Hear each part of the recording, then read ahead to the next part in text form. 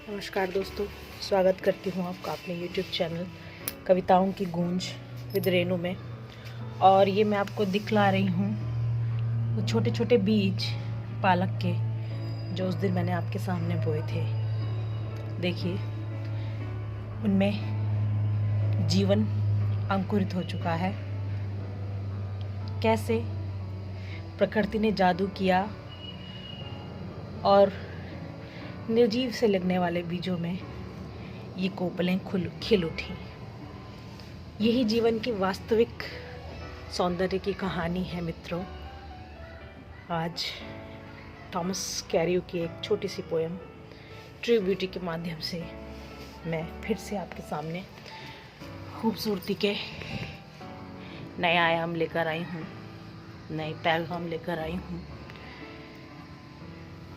ध्यान दीजिएगा। True beauty.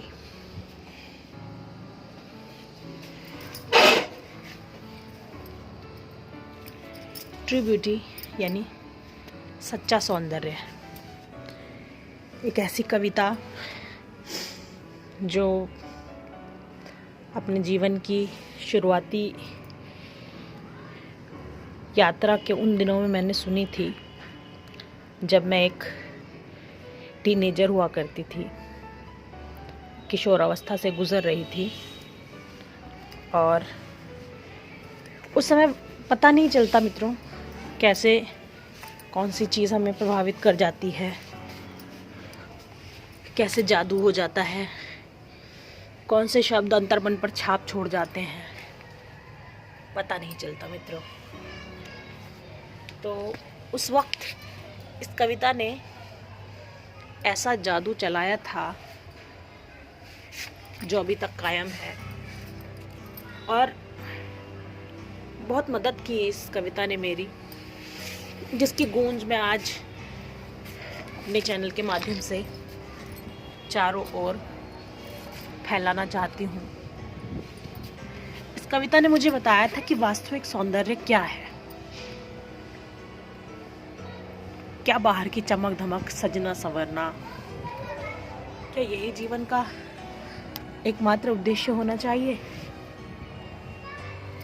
एक हमारे प्रोफेसर हुआ करते थे, बहुत आदर से उनका नाम लेती हूँ, श्री मोहम्मद नज़ार साहब।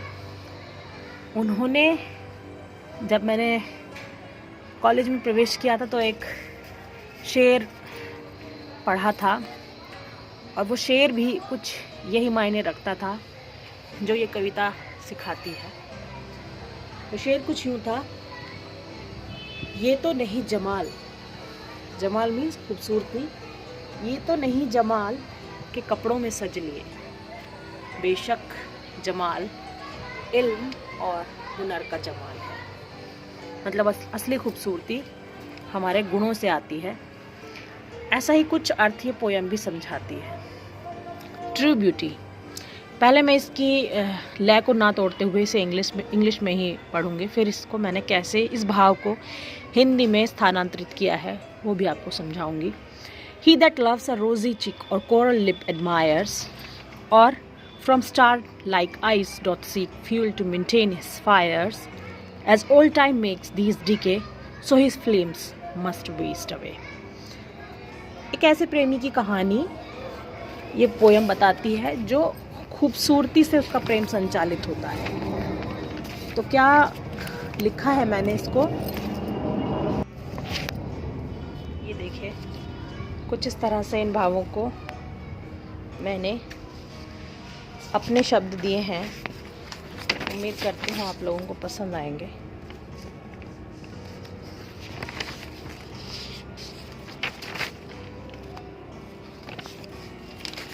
जी, तो कुछ यूँ लिखा है मैंने। वह गुलाबी होठों और सुर्ख लबों की खूबसूरती के रात दिन कसीदे पढ़ता है। वह गुलाबी होठों और सुर्ख लबों की खूबसूरती के कसीदे रात दिन पढ़ता है। महबूबा की दमकती आंखों का इस्तेमाल अपनी प्रेम की ज्वाला को भड़काने के लिए करता है। महबूबा की दमकती आंखों का इस्तेमाल अपने प्रेम की ज्वाला को भड़काने के लिए करता है। वह गुलाबी होठों और सुर्ख लबों की खूबसूरती के कसीदे रात दिन पढ़ता है। उसके बाद मैंने लिखा है वक्त की चक्की के दो पार्टों में। वक्त की चक्की के दो पार्टों में जब ये खूबसूरती के किस्से पिस जाएंगे। वक्त की चक्की के दो पार्टों में जब ये खूबसूरती के किस्से पिस जाएंगे, उसकी मोहब्बत के सिलसिले भी उसी वक्त ख़त्म हो जाएंगे। उसकी मोहब्बत के सिलसिले भी उसी वक्त ख़त्म हो जाएंगे। किंतु एक और शालीन, सभ्य, स्थिर प्रेम से भरा एक ऐसा मस्तिष्क भी है। किंतु एक और शालीन, सभ्य और स्थिर प्रेम से भरा एक ऐसा मस्तिष्क भी है जिसके सुकोमल विचार और शांत अभिलाषाएं हैं। जिसके सुकोमल विचार और शांत अभिलाषाएं हैं। प्रेम की कभी नष्ट ना होने वाली अग्नि को जो प्रज्वलित करती हैं। प्रेम की कभी नष्ट ना होने वाली अग्नि को जो प्रज्वलित करती हैं। जहाँ ये स्थायित्व